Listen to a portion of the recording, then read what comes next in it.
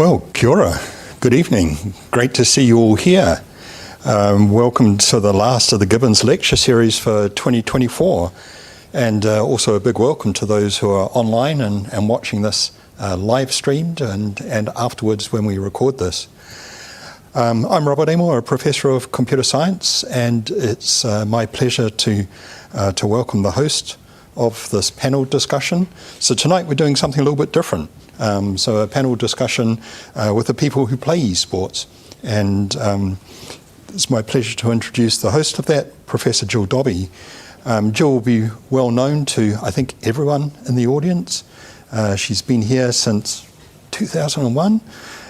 She's probably taught everyone, almost everyone in the audience in her time here, and I think that's one of the great things as a lecturer here, that over the years you teach thousands and thousands and thousands. As most of the profession gets taught by the professors here. Jill's been a trailblazer as a woman in computer science and racked up all of the firsts, I think, in New Zealand for a woman in computer science. A trailblazer as a researcher in computer science with many awards and top recognition of the work that she's done over the decades. She's past head of the Department of Computer Science, as it was back then, and is a Fellow of the Royal Society of New Zealand. Jill's held many senior leadership positions at the university, at other universities, nationally, and really represented and advocated for computer science in our profession over the decades. So has been very, very valuable for us. Currently, she's chair of the Marsden Funding Council, chair of Science Advisory Panel, Plant and Food Research Institute, and really importantly for tonight, she was involved in establishing the Gibbons lecture series, and she's the one who selects the topics for us each year. So it's all thanks to Jill. And before I pass over to her, I think it would be appropriate that we show our appreciation for all the work that she has done for the Gibbons lectures.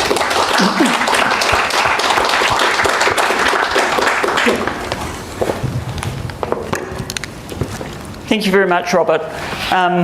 It does sound very weird when people say what I do, but yeah, I do it all. So kia ora koutou. Today we've got 4 fabulous panellists who are all involved in eSports in New Zealand at the highest level. So the format of this evening will be that I'll introduce each of the panellists, and then I'll ask them some questions, and then I'll open the floor for you to ask questions. So I've got long bios, so bear with me. Here we have Reagan Kelly. So Reagan's an active competitor within the global eSports industry for the game Street Fighter, a representative for a national eSports team, the E-Blacks. Reagan placed 3rd at the Global eSports Games in Istanbul in 2022. Being one of the few internationally competitive players in the country, Reagan offers a lens into the ethics and learnings of participating in the industry as a player. He has almost completed a Bachelor of Engineering in Mechanical Engineering, and he's currently employed as a Mechanical Engineering by McConnell Dowell. Next to Reagan, we've got Lizzie.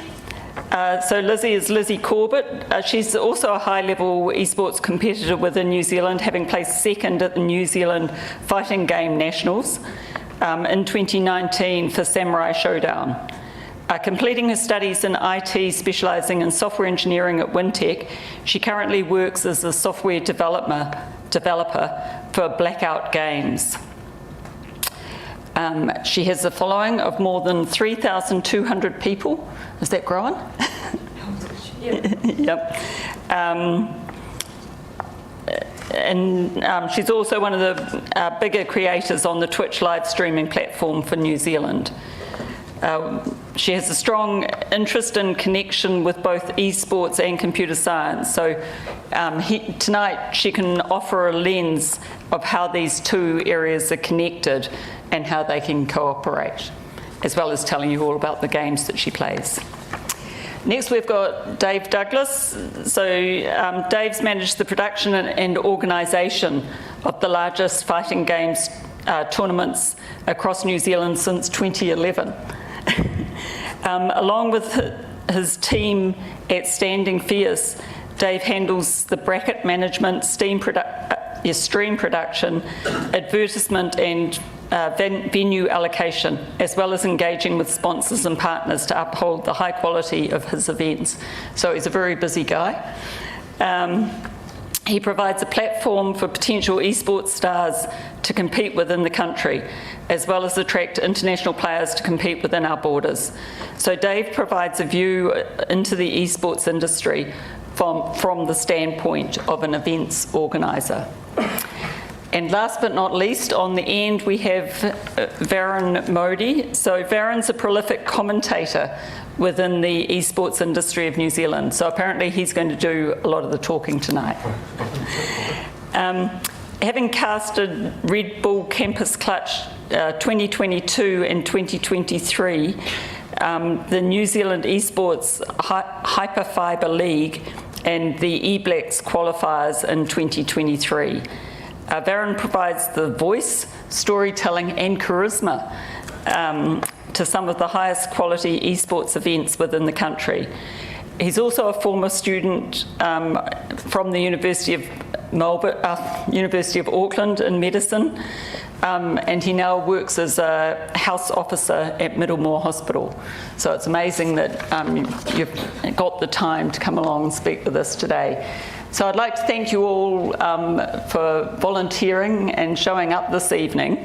I've got a few questions. So I'd like to know for each of you what initially attracted you to eSports. So do you want to start, Reagan?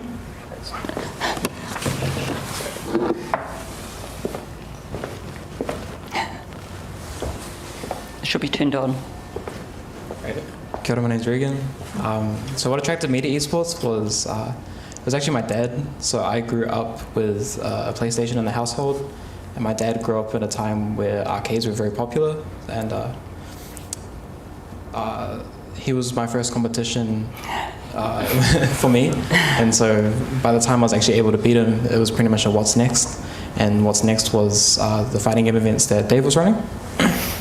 And yeah, just that early love of fighting games and esports really brought me out into the community. Kia ora. I got into esports at a competitive level in 2016. There was an AVT tournament in Ellerslie. Dave was hosting the fighting game tournaments there. I only went there to watch. I think it was the first year Street Fighter V came out. And that's when I really got into the competitive scene. Everyone there was really kind and friendly, and they were asking who I mained and if I was going to come back. And yeah, I just started coming to all the New Zealand tournaments.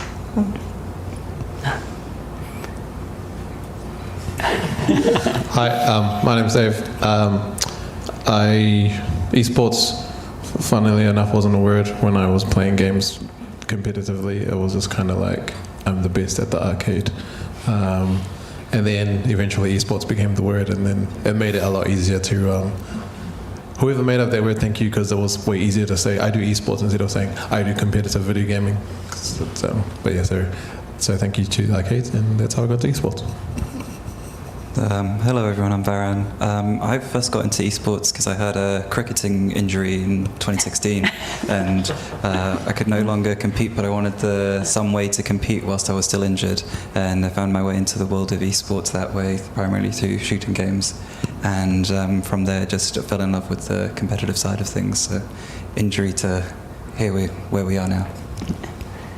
And Varun, can you tell us a bit about the commentating and what it involves and why you enjoy it? Yeah, so commentating, like when you watch a sports game, like if you're watching a game of rugby, you'll have the commentators going over the top, and it's essentially the same thing, but we're doing it online for video games. And what it really brings is it allows to bring in storylines for people who aren't aware and just coming into the game for the first time. They might not be aware of all the mechanics that the game can offer, and they might not be aware of all the storylines that the players have. So it ties everything up nicely into a little bow, into a little package, so that anyone who's coming to watch, whether they're a seasoned veteran or just coming to the game watching for the first time, are starting to experience what esports can be. So if there was a competition going on in the eSports studio, you'd be commentating and people would be there, the public can be there and watching and you're commentating there, or is it mainly online? Most of the work is now done online, and that's just due to the availability that esports can be, across countries. So we often have tournaments with Australia as well. So we're doing a lot of that work where we'll be having some members of the production team from here, some members from Australia, and what that allows us to capture to a wide audience as well. Yep, that's interesting. And Dave, what does it involve organising a competition? A lot of not going to sleep. Organising it, at first it sounds quite like, at a basic fundamental level, it's having people sign up, having a sign up page, and then having the games available, and then having the venue, and then having, and then eventually you work out the costs, and then do the costs cover the venue, the costs, is it enough to cover the marketing, is it enough to cover all of that stuff, and then it kind of snowballs, and then you're kind of thinking about, like, at the point where I am, the basic parts I've got down is now it's like the extra stuff, like the stuff on the wall like that, like if we had a tournament, it would be cool to have like the game in the background with the characters on the sides, and then having the big screens like this and the players down the front. But that's like, that's just like the event organizing side of my mind, just constantly like rolling just from doing that. Yep. Yeah, so it's hard to turn off. And Lizzie, if people here wanted to get into eSport competing, how would you advise them to go about that? For the game in particular, you'd just look online to see if there's a local scene, and just come. Yep. Just show up. Yep. And where are the local scenes? Well, for the fighting game community, for Hamilton in particular, there's a tournament held once a month that anyone can come along to, but there's also online events held by Flightless, and I think there's a Hyperfiber tournament coming up. It's just, you just enter tournaments. We're on Facebook and any type of community, so Discord will have somewhere for you to engage with other people and find the particular game you want to compete in. But yeah, you just need to put the feelers out there. They're everywhere, and they love new members to join them. Yep. And do you play a range of games? What do you mean? Like on an esports level, or just casual? Or both, really. So casually, do you play a few different games, and as a competitor, do you stick to one, or? So as a competitor, I play fighting games. So Sam Show is one that you mentioned, and Street Fighter. And then there's another competitive scene that I enter is challenge running in Dark Souls games, which doesn't quite have an esports per se profile, but it is run on a massive platform like Games Done Quick. So there's a competitive side like that, but it's not esports in the traditional sense of competing against other teams, but it is a time attack against other players online. Yep. And Reagan, how have you found the sort of the grassroots gaming in New Zealand? So yeah, esports in New Zealand is very much at a grassroots level still, I feel. We're a little shy of like the massive arenas in America, Korea, but I feel it fosters a real community feel. A lot of the people that assist in the scene are also people that just started as people that just showed up one day. Exactly. Yeah, I mean, just like on this panel, just very long-standing members of the community that are doing their part to assist where they can, whether it be people that are good at streaming, people that are good at organizing people, yelling at people to start their matches. And so, yeah, we're still very much pulling from people that just have a genuine love for the game, and in that way I think it's a really good thing that a lot of the events being held here are being organised by people that have a strong love for the game, the scene and the community. So, And what's it like competing internationally? competing internationally, coming from New Zealand, is always it's always a good feeling in the sense that we're not on the map too much in terms of player status, and so when I do play overseas, I feel like I'm really carrying not the weight, but I'm carrying like the pride of like my country and my scene, and to get to that level from such an isolated country is also quite challenging. I don't have access to other players similar to my ability, and so I have to put in a lot of time of watching other people's replays, making sure that when I'm playing, I dedicate the time properly to improving. So it's a different skill set to try and bring New Zealand talent overseas.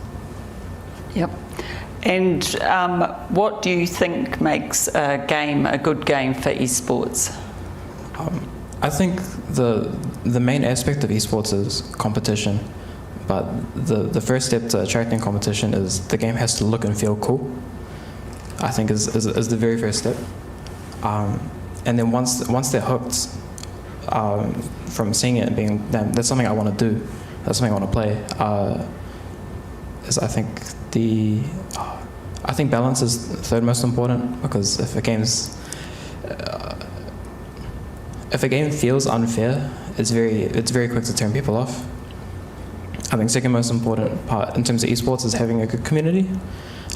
It's very easy to come back when you just enjoy the company of the people that are playing it. So I'd say those are my three aspects. The game has to look cool for you to want to play it. The people you play with have to be cool. And what did I say the third one was? Balance, yeah. The game can't feel unfair. If you're constantly fighting the game and not playing the game, it's hard to stay with it. So. Yeah. And Lizzie, so as a games developer, has that changed the way you've played or that you've thought about games? That's a tough one, because I like playing games that are unfair and beating them. But I understand that some people just want to get through the game, or they just want to enjoy the story of the game, or they just want to be engaged with the content. That's probably the most important thing, I feel, would be engagement. And then once you're hooked on the game, then you start learning more about it, and then when you decide you want to be the best at it, that's where the eSports comes out. Yep. Yeah, and then you look for the community. Yep. And so you do learn a lot by watching other people play games as well. Yes, either by, thank you internet, looking up guides, and YouTube is a main source of information, because people will actually take the time to detail how to do something, and then you can learn from them without having to figure it out too much yourself. Yep. If you want to go that route, yeah. Mm-hmm. Yep, that's cool. Any questions from the audience? Burkhart? Yeah, questions mostly to Reagan and Lizzie.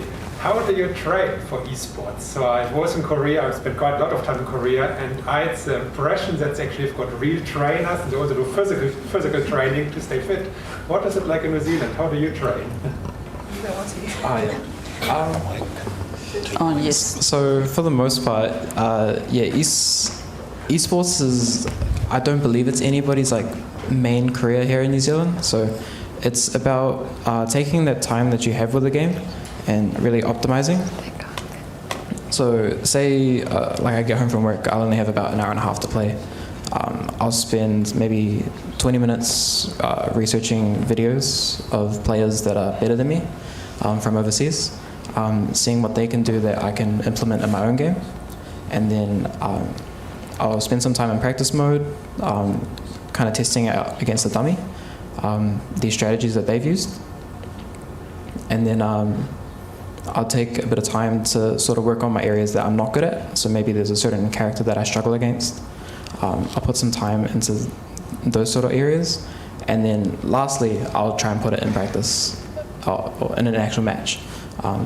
Whether this, I prefer offline. I'd rather take this to an offline tournament. It's where I feel I play the best.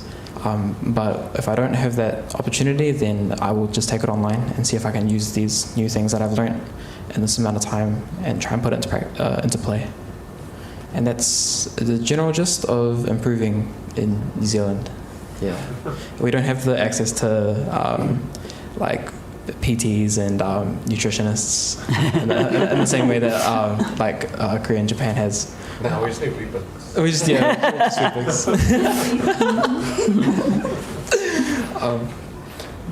but yeah, is there anything in Korea that you saw in particular that you thought would be cool? I just watched it on TV. They had 2 TV channels where they showed 24 hours eSport, and so sometimes I watched it, and then before the tournaments you see the trainer talking to the players, so I thought, wow, so it's very, very intense, like real sports. Yeah, I think the next thing to open up would be maybe coaching, because right now there's a lot of people trying to be players. I think the next step would be for people to move into a coaching role, and then maybe later on we can see the nutritionist and physical therapist side of things. But I feel like it's a bit later on for now at least. Thank you. Oh yeah, it's on. Alright, cool. Thanks, guys. So I've got like 2 questions if you don't mind. They're kind of related. So first question: do you feel like the newer games are getting too balanced to the point where they're not fun anymore to play? Actually, yeah. Yeah, the new iteration of Street Fighter, I've had a bit of trouble with because they've changed the way the game acts, the universal mechanics, which are basically the things that every character can do, is the thing that's the strongest in the game right now. Oh. So it's no longer about what my character does individually that's really good. It's now my character uses this move that every character can do better than everyone else, so I play that character. And that's kind of, in my opinion, has dumbed it down a little bit. And I can see that happening in a few other games as well, like the itemization in League, I think, is a big one. DLC characters being overtuned is another one. But it's to make it more accessible, right, for newcomers? Yeah, the intention is accessibility. Like, if all the characters play similarly, people are more... It's easier to pick up new characters, which encourages more playtime. So I see the intention, but yeah, as a competitor, it can kind of... I won't say dumb it down, but it makes it less interesting. Yeah, I understand. And the second question, have you ever gotten to the point where you feel like they've changed too much, this game sucks now, can I change to something else? I think at least for me, eSports is... I've put too much time into Street Fighter to suddenly try and get to that level in a different game, I think. So it's, especially being in New Zealand, I can't suddenly join the Tekken community and then level up super fast, if that makes sense. So it's, I am a little bit bound to my game, but I do try my best to dabble in other things as well. Actually, so the reason why I played Samurai Showdown in the first place is because my character got nerfed so bad in Street Fighter 5 it was just unplayable for me. Yeah, so that's actually how I ended up in Samurai Showdown. So there's... Yeah. So Varun, how do you find it? Do you commentate across lots of different games, so you have to understand all the mechanics and characters and things in all the games, or do you specialise? I mainly specialise in shooting games, and there's a few reasons why as a commentator you wouldn't want to sort of specialise in lots and lots of different esports. Like if you imagine yourself trying to commentate football, rugby, cricket, netball, volleyball. That's an awful lot of players to learn, and that's an awful lot of research to do about all the rules, about the nuances, about the players. So you tend to stick to one type of game, and that for me is shooting games, because that's sort of where I first learned. I have branched out a little bit into other games that I enjoy more casually, but being thrown into situations as well where I have branched out into a game that I've never even touched before, which would have been a fighting game, and that was on-the-spot decision, and what ended up happening was I had to have an hour coaching session from Reagan as about how the fighting game worked, and it was like a 1 hour intensive just to be able to, you know, provide a good service to the audience, and I don't think that's something that you should do regularly, where you're sort of having these intensives just to try and understand a game.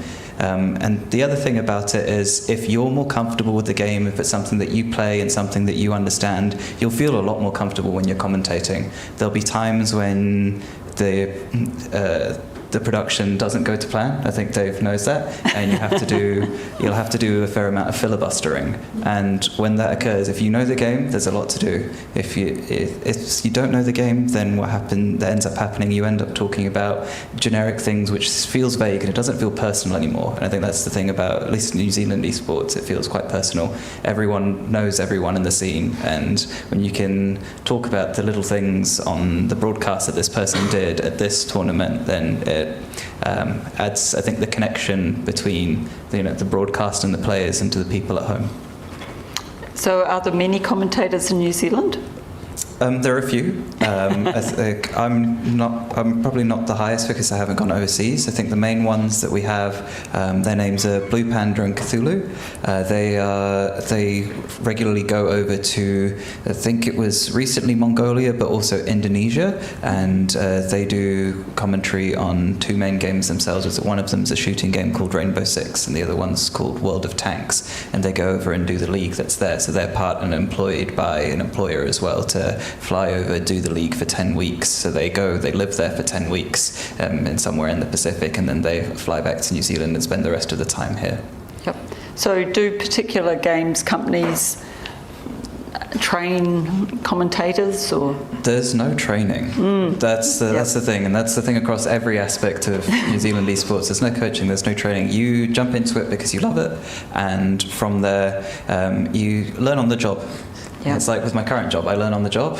There's some training beforehand, but when you get thrown into real life situations, you adapt quickly on the fly. And what the key thing is, like, Reagan will go back and watch his own videos of him playing himself. Like Lizzie will go back and watch their own videos of them playing themselves to learn where they could have done better and where they can improve. You do the same thing with commentary as well. You go back and watch yourself. What did you say that didn't sound correct?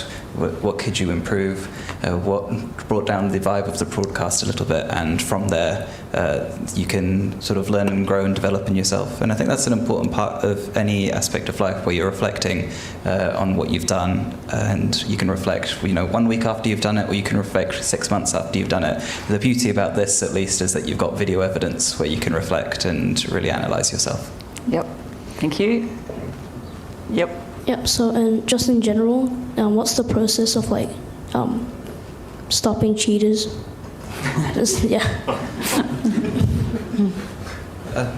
think at least for a lot of the in-person events at the highest level, because they're done in a controlled environment, where they'll have tournament admins who are around and they're watching people who are playing in the games, and they'll also have their own equipment that you will be plugging your gear into, so that way they try and stop the cheaters when you're going in person to the events. When it's online, I agree, it can be a little bit difficult to know who's cheating and to understand how it's cheating. Some companies get around by doing this by making you install anti-cheat programs on your software and your systems, which I think as rootkits, some people have dubious ideas about how much access these companies should have to your PCs. But as long as you're safe with what you have on your PC and you know what you're doing, then I think it's one way to go about helping stopping cheaters, but it is a problem that can happen. There have been instances here in Australia where we've had cheaters. There have been instances here in New Zealand where we've had cheaters, but it's all over. It's not something that we can always control, but it's something that they'll try to do their best for. So Dave, do you want to say something about that? There have never been any cheaters at a Standing Fierce event. In general, for cheating, it is annoying, and what Varun was saying, online it's quite hard to kind of police that, because that's like a whole other bag of fish. Like once you start policing that thing, you police this and police that, and that's like a different topic. With the offline thing, with cheaters, you have to be real hard on it from like the get-go. You can't just kind of let it slide. So once it happens the first time, unfortunately, you have to make them the example for the rest of the players to understand that it's not a thing that is accepted. So don't cheat. So how do you punish people? Are they banned? Yeah, so we give them a ban. So initially we do like a 3-month ban, and then I give them like a just kind of like a guideline on like. Just to kind of like, because some people that do cheat in games can't help it. They want to win by any means necessary, and sometimes at the expense of the other person's fun, which is kind of hard because in competition you want to win at the expense of the other person's fun, but not that far. And then so I just kind of give them a couple of guidelines, and then I check back in with them, and then I keep I'll not keep tabs, but like I talk to other members of the community, like, oh, have you played against this guy lately? Has he been okay? And then if they're still going down, then it's just kind of just like a ban from the events until they approach me, and actually, they're sincere about wanting to come back in, and they're sincere about changing, and then it's just like a growth kind of thing. Mm-hmm. Are there many other rules around organising tournaments? The main thing, which is kind of hard at the moment, because New Zealand doesn't, because New Zealand, outside of like the big kind of mainstream eSports games, there's no funding to get like a standardized tournament situation, so like standardized equipment, so like these monitors, these consoles, these controls kind of thing. So for us, our rules are based off of Evolution, which is an American tournament for fighting games, which is kind of like the World Championships of fighting games. Yeah. And we just kind of base our rules with what they have, and then kind of just tailor it for our local community. Mm-hmm. Yeah. Kia ora. I'm going to barrage you with some questions. So. I have 3 for Lizzie, for Reagan, and for Varun. Sorry, Dave. I will ask one more time. For Lizzie, there was a government rebate of $40 million, I think, that was going to be spent on game development. As a software developer, from that lens, how does that help on the game development scene in New Zealand, I guess? Because I know the Path of Exile is a big game, and then I don't know any other game or publishers in New Zealand. If I recall, that was for companies that were starting up and things like that. So it's really good to encourage game companies to, or if they've got an idea or they've been wanting to get funding for a project that they've had, it's another avenue for them. It's good that our government's finally supporting game development in particular. We've already got funding for tech, so it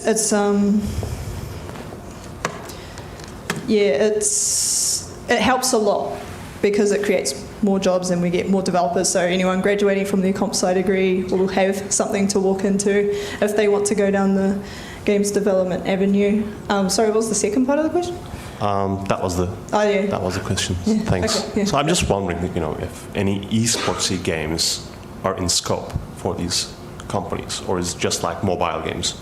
It's because I know that there's a lot of mobile game scene that's going on, but it's not like you don't have a full-on sort of like computer game being developed by New Zealand. So that's why I'm curious about. Yeah, I don't know of any companies that are doing esports locally, to be honest. Yeah. Cool, thanks. My second question is for Varun. We worked with Varun for, I think, nearly a year. Amazing commentator. How do we foster new streamers and commentators using our powers at the University of Auckland? So the University of Auckland last year was heavily involved with the eSports club that they have at the university. I was one of the main commentators there. And one of the ways that we sort of helped foster the other commentators was we just gave people a chance to come and commentate with me. And then as we'd go through the broadcast, there'll be little breaks where I could give feedback to my co-commentators, and we'd discuss beforehand, you know, how a broadcast would run and what areas we could improve on as we went through. And it's never always works out. The thing with a pairing or a duo, it's a bit like playing doubles in tennis. Some people you'll mesh with really well and you'll have a really good flow, and for other people it'll be a little bit clunky. And you have to find what flow and adapt on the fly. But you start out with someone who's starting out new to commentary. When you're trying to help them, you try make them as comfortable as possible. So if they specialize in one particular area in the game, you try allow them to bring that out, and you'll be leading them into the questions, and you'll be asking them things so that they don't have to come up spontaneously with the idea of how the broadcast flows. You're telling them how the broadcast is going to flow, and they're giving their input on that. So I think having the support from someone who's more senior in the scene then allows you to foster really well. Thank you. Third question is for... Sorry, just to add on to that. If you do want to do more commentary, a real good thing is to host an event. Even though it sounds like I'm telling you to be an organizer. Sometimes the best way to get practice in doing that kind of thing is just run an event, even if it's just between you and your friends. Like, and then you stream it, commentate it for them, and then go back and watch it. And then you'll have something that you can show other people, you know, like an eSports arena or like the club, and be like, look, I do this. Here's an example, just something like that I've looking for. Sweet, thank you. And third question is for Reagan. So how did you find being a student and being a professional eSports athlete at the same time? And it doesn't stop there. How was the reaction from your family and other people? But when you told them that you were an eSports competitor, also an engineering student, what was the reaction like? Yeah, I'll start with schooling. So through high school, it was kind of something I kept hidden. I kept it very separate because it wasn't really something that the school was interested in. It wasn't something that they supported, so I kind of kept it on the side. But when I came to university, it very much changed. High performance was super interested in how I was doing internationally.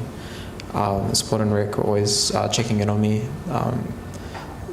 both as in like, oh hey, how's your degree going? And I used to go into events. What events have you been to recently?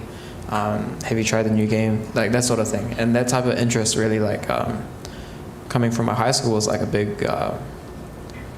It was a warm shock for me. So I very much appreciated having a support system at the university. Was that everything for question one?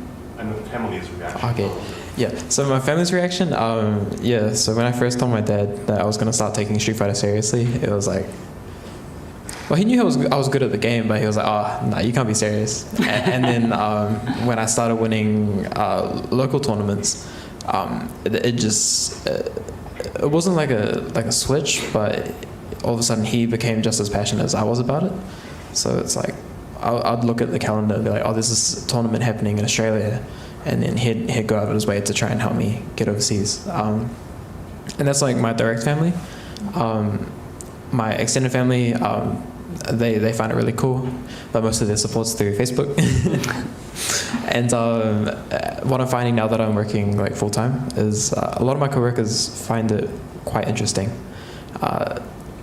It's kind of, I won't say bizarre, but it's, I'll say very affirming by having a lot of people that are quite higher up at my company going out of their way to say hi, just to see how things are going with my like tournaments, which is really funny because every tournament I go to means time taken off from work. So I'm very glad that they're supportive of it. And yeah, so that's like the general reaction from close family, extended family, and I'd say new people that I meet and coworkers. Yeah, they always have a pretty positive reaction to it. Just want to add on to the family point. Yeah. So I had a pretty strict family growing up, and when I first started doing the eSports thing, they were like, why are you going for this? What's the point? It'll never get anywhere. And I think that can often happen for a lot of people if you've got, overbearing parents who want their kids to, achieve well, and they want what's best for them. And I just rebelled a little bit against them and stuck with it. And they actually started to change their minds once they saw the fruits of the labour. So once I was on TV, once I got paid for commentary gig, they changed their mind as to how they perceived what I was doing, and they're now accepting of it. Alongside, being a doctor, they're fine with me still doing this. And the interesting thing is now that I was having a chat with the college surgeons and the higher up there, and they actually find people who do these interesting niche things as bonus and a plus on your applications when you're going for training programs. So it's something that can actually set you apart from other candidates, or whether it be going for jobs. If you've got a little quirk on your CV, look, there's a lot of people here who, that would have played county rugby or, have achieved a grade 8 in piano, but something that's different and sets you apart when you go for an interview, that they'll remember you for that because there's a little quirk to you. So it was lucky that you gave up cricket. Some aspects. Yeah, just a quick one. One of the things they pointed out in my job interview was the Street Fighter. So it does stick out on your CV if that applies to anyone here. Yeah, and Lizzie, it would have helped you get your job? Well, no, because I got through an internship, so right. Didn't quite go down that route, but they're very interested in all the things I do, whether it be streaming or competing. Yeah. Yep. And what characteristics do you think playing eSports develops in you as a person? It's an odd question. It's a long process of personal growth, because you go through, you'll play a match and you may lose and you're like, what could I have done better? I should have reacted like this way or that way. High pressure moments. It's really character building. And then you have all the support of the community as well. So you don't actually play fighting games alone. Mm-hmm. Or any type of esports game is generally, there'll be people that will help you out. And yeah, it's more about, there's a social aspect, and then it's a lot of personal growth. Yep. Question at the back. Hi, I have a question for everybody here. What are some of the lessons learned from the esports that you were able to apply in your day-to-day life? I'm going to go first so that, just in case someone says my answer. The biggest thing is just handling pressure really well, because when you are competing at a very high level, I sold myself really short at the start, guys. I organised the tournaments, but obviously I was a player first. I competed for a long time. I kept losing. I got like second, third. I'm not first, but I'm top. All right, I can beat 99% of the people in New Zealand, so that's good enough for me. So extreme high pressure situations. Once you've felt that kind of pressure in a match or in a tournament, and then you go out to the real world, and so you're working as a doctor, it's a whole lot of high pressure situations. Then you got to make really quick decisions. You'd be so used to making them like in a different situation that when you feel it in the real world, you're like, I know this. Oh, I'm not so worried about this. I can do this. It's just a general thing for me, like high pressure situations. Yes. Yes, that's definitely something that I've noticed going into work. Whenever we have people that collapse or something, or they're having a cardiac arrest, I'm fine that I'm actually not as stressed as some of my other colleagues who are just starting out. And it's because I've been in intense situations in video games where, regardless of what the situation is, every time your heart rate's elevated and the adrenaline is running through your body, and understanding how your body reacts in those situations where you're in a fight or flight response, then once you've got that experience in a different period of the world, you can apply it to anywhere else. So I find that. The other things that I've learned, particularly from my games, our shooting games tend to be 5v5, which means that you are working with 4 other people and trying to win a game. So that means that there's a lot of communication involved, and everyone needs to be on the same page in order for you guys to win. That also means that you're dealing with different personalities, and it's basically just like being in a team at a job or being in a team for a university project, where you've all got to work together towards a main goal, and you'll have tough situations where you're fighting with each other. You've got different ideas, different clashes, but in the gaming scenario, you've only got 2 to 3 minutes in the round, and you have to come up with a solution before the end of the round so that you can work towards the same goal. And I've had times where you've had like difficult talks with teammates about where you're genuinely clashing, but it's like any relationship with any human, you'll have ups and your downs. Some people you get along with, some people you don't. And I think the gaming definitely sets you up for that. And at least for people who might be a little bit more shy in person to explain how they feel, that aspect where you're slightly removed, where you're online but you're still using your real voice, can help allow more introverted people to be able to express themselves and express what they're feeling. So I think that actually provides a benefit. And just a final thing from my real life thing, gaming improves your hand-eye coordination a lot. And that's one very helpful for when I'm doing surgery. I picked it up pretty quickly, and specifically actually for surgery, we use cameras for a lot of our keyhole surgeries, and the way that you mobilize and move the cameras is exactly like how a flight simulator would work.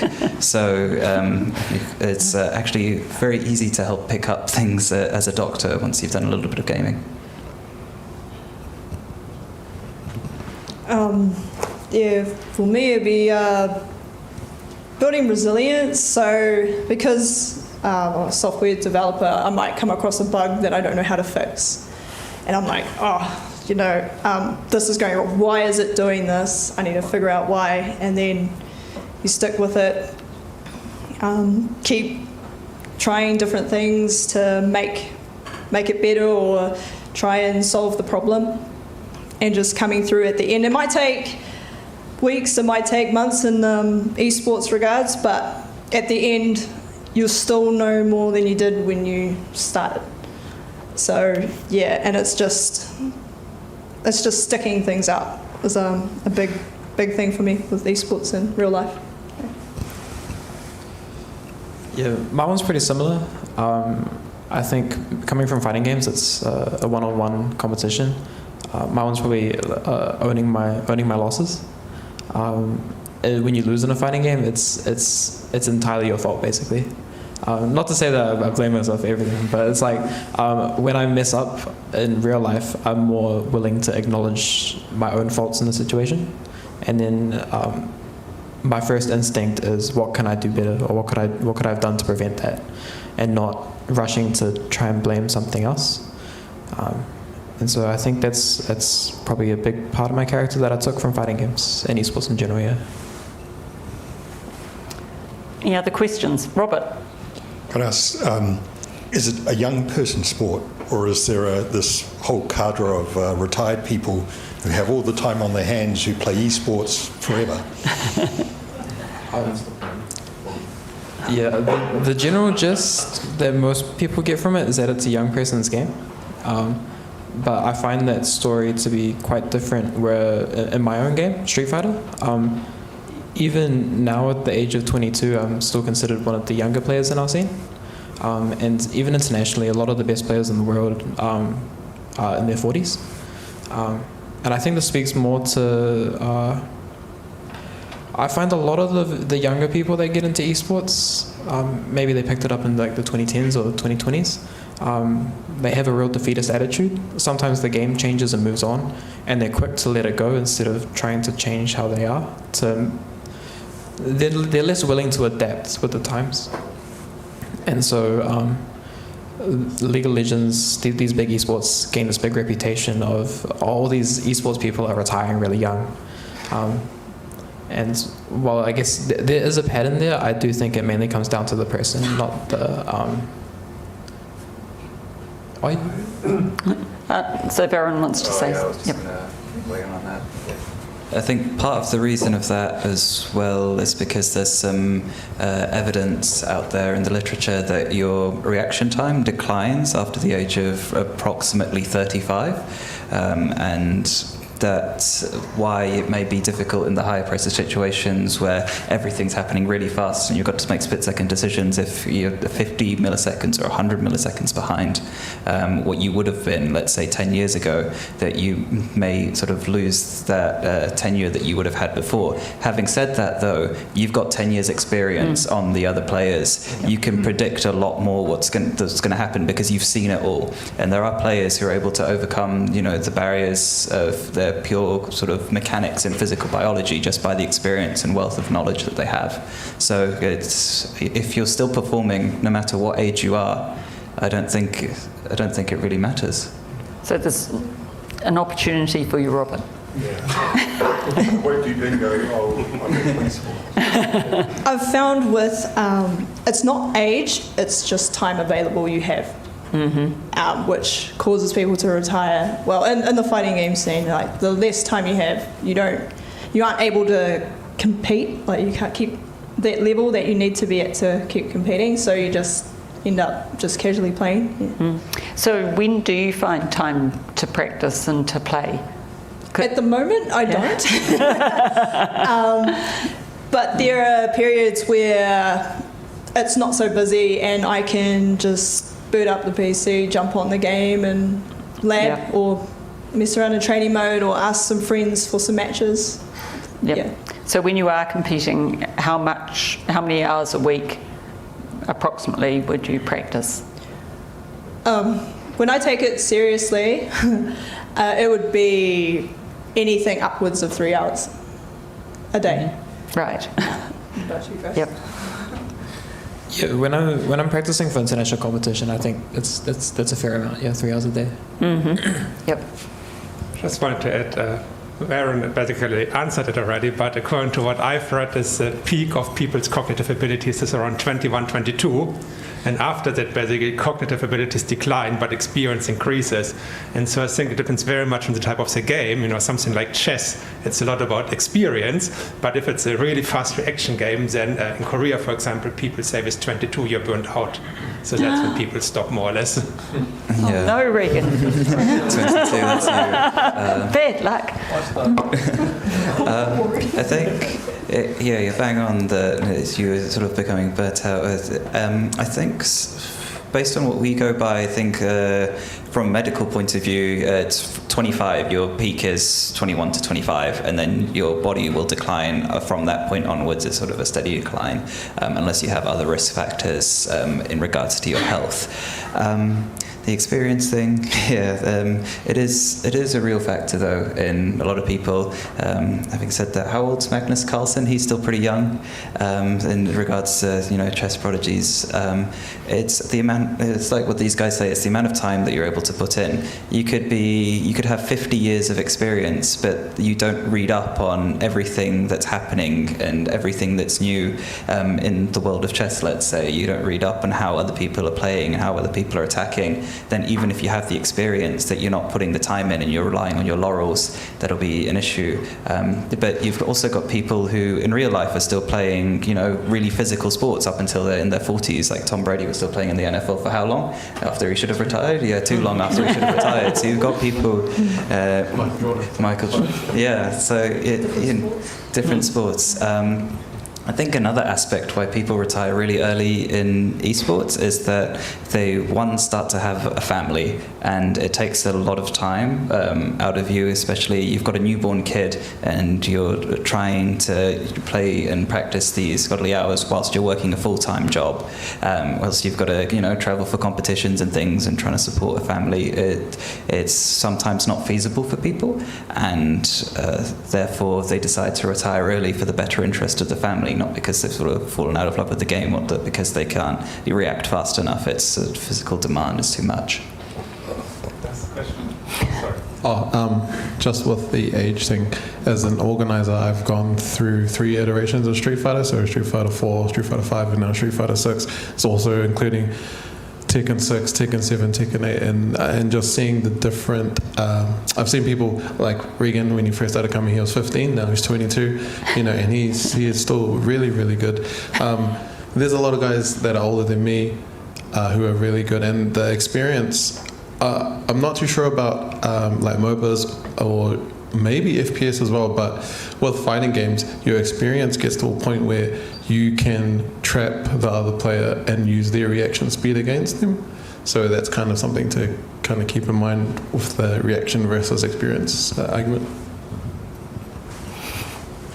I also think, just a quick one, the comparison to chess, I think one of the biggest differences with chess is it doesn't change. Whereas if I take a break from Street Fighter for, let's say, 6 months and I come back, the game's already very different. And it wasn't something that I thought about when I answered the question earlier, but everyone has access to the same game, basically. So the same game I play at a professional level is the same game that like anyone in this room can buy and play. And let's say, hypothetically, I'm hitting my peak at about 22. There's probably a 16-year-old that's just picked up the game and started in the current, I guess, not meta. What's a better word to describe like the current state of the game? So they're experiencing the game in its current state. Well, I'm in, I guess, like my later stage in my career. By the time they get to my age, in terms of playtime, they'll have the same amount of playtime. So we're not too far apart in terms of how much we've actually played the game. And as esports becomes more common, there are now kids these days getting raised with games. I guess I got raised with games, which is kind of leads to how I got really good really young. But now that's becoming a very commonplace thing. So I could very much see why teenagers would be taking over the scene. Sorry. And why the retirement age is quite young.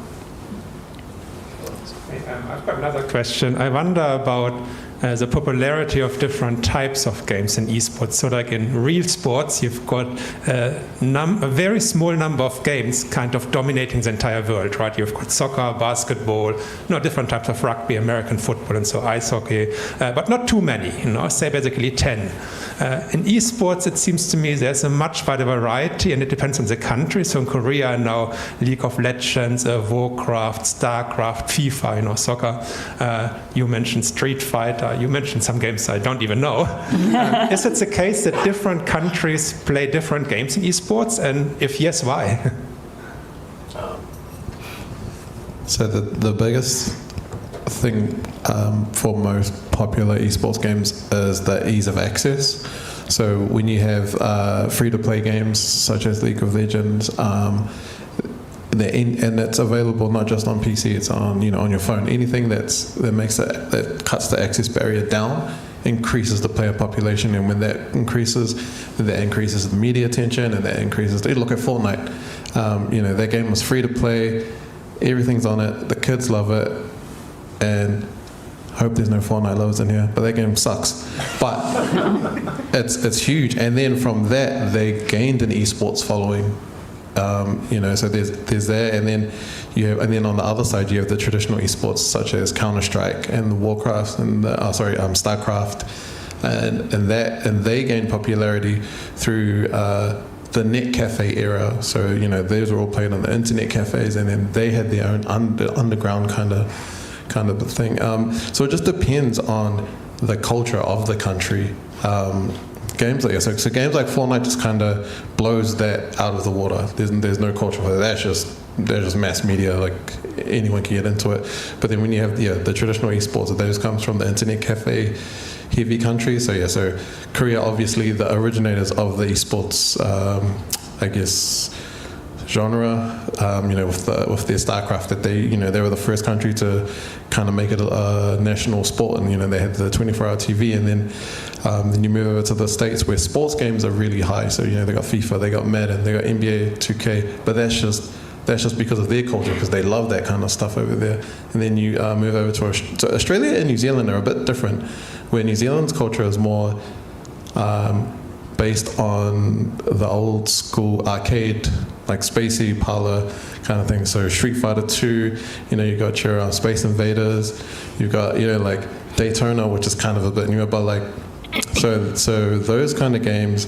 So Street Fighter for, I'd say, majority of the people who are 30 and up is the mainstream game, and then 30 and down, I guess, would be the MOBAs, which is like the League of Legends, the Dota 2s. So that's why some games are a lot higher in some countries and not as popular. Because I'm pretty sure so Europe's a bit different because they're so separated. Where they have their fighting game scene for a country for England. So for a country kind of similar size to us. Yeah. Yeah, similar size, but a lot larger. Yeah. So the population is a lot larger. Their fighting game scene is kind of close to ours, where it's not as popular. So, and that just comes down to culture. So it's just a culture thing for the size. Just another comment on that. Another thing is that a lot of people, when you are growing up and you're watching football, you tend to follow a team. Whereas in esports, a lot of people, instead of following teams, they really enjoy following players.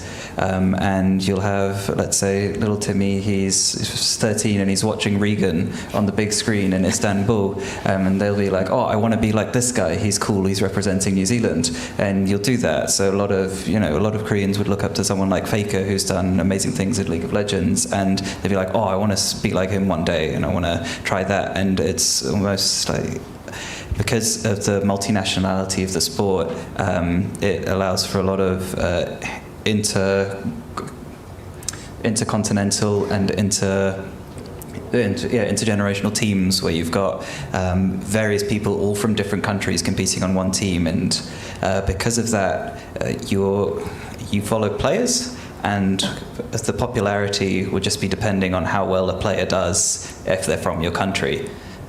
So it's very much it's a bit different to how regular sports would be run, and that's where the differences lie, I think, between the countries. So what about the team sports?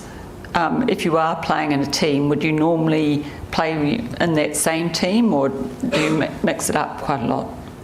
So normally you'd play in the same team, yep. And that's just because there's sort of high-level strategy and things involved, and what you do is you sort of sit down together and discuss how you'd want to play the game with your team. It would be like with like a football or a soccer team. You'd have your main starting 11 and things, and you'd have an overall game plan as to how you want to approach the game. The different thing about esports, which has been tried in a few teams, is specific characters, and it means that you can have specialists for certain characters, which can be wildcard picks, which is somewhat similar to regular sports, where you could have specialist strikers that you could bring in, but it's more experienced and more accessible in esports because you don't have the same level of physical training that's needed, and you can just swap someone out online easily. But you tend to train together as a team, and the main thing about most multi-person teams in New Zealand is that you're often paired with Australians as well, because you're trying to create the best fit for your team going forward. So you find each person who selects the role the best, and it means that I have trouble understanding the Australians sometimes online, but otherwise, apart from that, it makes it really good because you're also progressing together in the team and seeing your growth and development. It makes you feel good. Cool. I think we're going to have to wrap it up now. So do any of you have any closing words you're dying to say before we finish? sign up for Southern Cross Up, which is the Street Fighter fighting game national tournament we hold at Ellerslie Racecourse, October 11th to the 13th. Thank you. Yay. I just want to say thank you for hosting us and giving us a chance to, I guess, share the various aspects of esports. I did my best to try and show that it's not just about being a player. There's a lot more aspects to the industry that can be explored, and thank you. Thank you, Reagan. And Varun? Oh, no, that was just... Okay. Well, thank you all very much. So if you've got any pressing questions, the guys will be here for a short time, so come and have a chat with them.